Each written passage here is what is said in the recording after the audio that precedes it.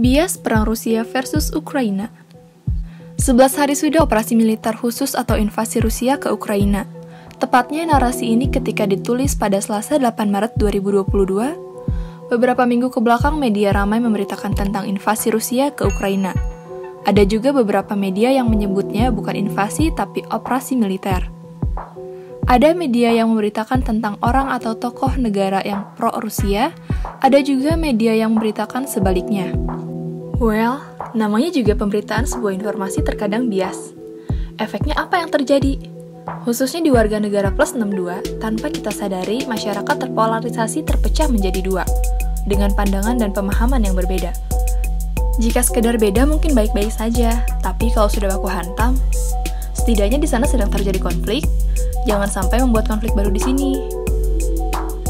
Orang yang berpandangan pro-Rusia akan berkata wajar karena Ukraina dulu merupakan bagian dari Uni Soviet yang sekarang menjadi Rusia. Ibaratnya Rusia adalah ibunya dan Ukraina adalah anaknya. Ibu mana sih yang rela anaknya diambil sama ibu lain? Logikanya begini, kalau Meksiko negara yang berbatasan langsung dengan Amerika, kalau dekat dengan Rusia, enggan menutup kemungkinan Amerika akan menginvasi Meksiko. Begitupun pada kasus Ukraina yang sedang mesra dengan NATO dan Barat yang di dalamnya ada negara Amerika. Ya, kita semua sudah tahu lah Amerika sama Rusia itu bagaimana.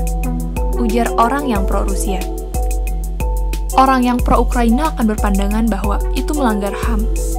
Semua manusia berhak untuk hidup dalam keadaan aman dan damai.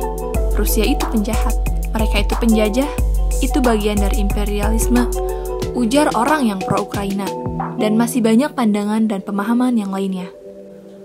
Dalam psikologi komunikasi, kita mengenal istilah yang namanya kernel of truth. Sederhananya, kernel of truth itu adalah sisipan kebenaran dalam sebuah kebohongan atau sisipan kebohongan dalam sebuah kebenaran. Dan dalam konteks konflik Rusia versus Ukraina ini disebut propaganda.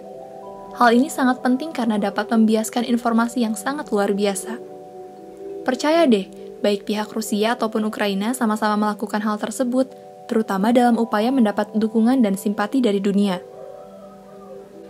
Selain pemahaman dan pandangan yang berbeda, di era digital saat ini masalah yang sering muncul yaitu informasi yang masuk ke dalam smartphone kita yang jumlahnya mungkin bisa jutaan informasi dalam sehari, yang tentunya belum bisa dipastikan kebenarannya.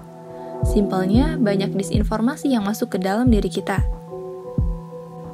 Contoh kasus disinformasi adalah orang yang menganggap bahwa invasi ke Ukraina diakibatkan karena Ukraina melanggar perjanjian Minsk. Tapi faktanya, perjanjian Minsk tidak mengatur hubungan Ukraina-NATO, Uni Eropa dan Amerika, tapi isi perjanjian Minsk intinya mengatur tentang wilayah Donbas. Poinnya adalah soal otonomi, pemilu, dan soal penarikan senjata dan pasukan kenapa jadi soal NATO, Amerika dan Uni Eropa. Yang jadi masalah adalah kalau sudah membagikan berulang-ulang berita yang disinformasi di atas, disampaikan ke banyak orang dengan penuh semangat dan berapi-api dengan cara membagikan melalui sosial media. Ibarat kata, udah tahu salah masih aja ngotot. Dalam ilmu psikologi, kita mengenal yang namanya istilah Dunning-Kruger Effect. Simpelnya, Dunning-Kruger Effect itu bias kognitif.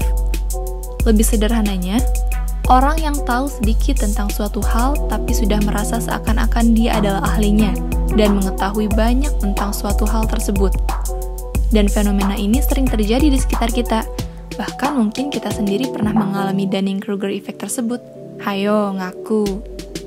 Disinilah peran literasi masuk ke dalam kehidupan kita.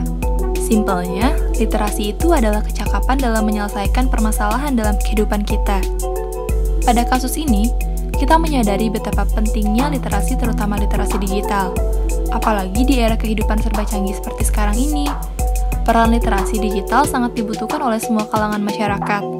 Agar masyarakat bisa kritis terhadap informasi yang masuk, bisa menyortir bahwa berita ini termasuk berita valid atau tidak, dan tidak mudah terprovokasi. Peran penting lainnya, literasi digital adalah kita jadi tahu bagaimana cara menggunakan internet dengan benar. Bagaimana cara mengoptimalkan penggunaan internet dengan baik, bahkan kita bisa tahu bagaimana cara memanfaatkan internet, bukan hanya sebatas menggunakan saja. Sampai sini masih mau menganggap peran literasi tidak penting? Lalu hal apa yang harus kita lakukan? Ya jelaslah, perkuat budaya literasi kita. Untuk permasalahan konflik Rusia versus Ukraina, mari kita berdoa yang terbaik buat dua negara tersebut. Ingat, perang itu nggak enak.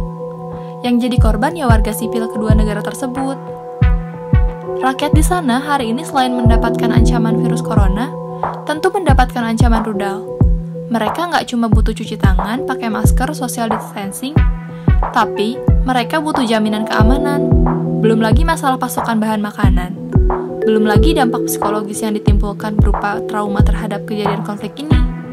Mari kita berdoa semoga semuanya baik-baik saja dan konfliknya segera berakhir.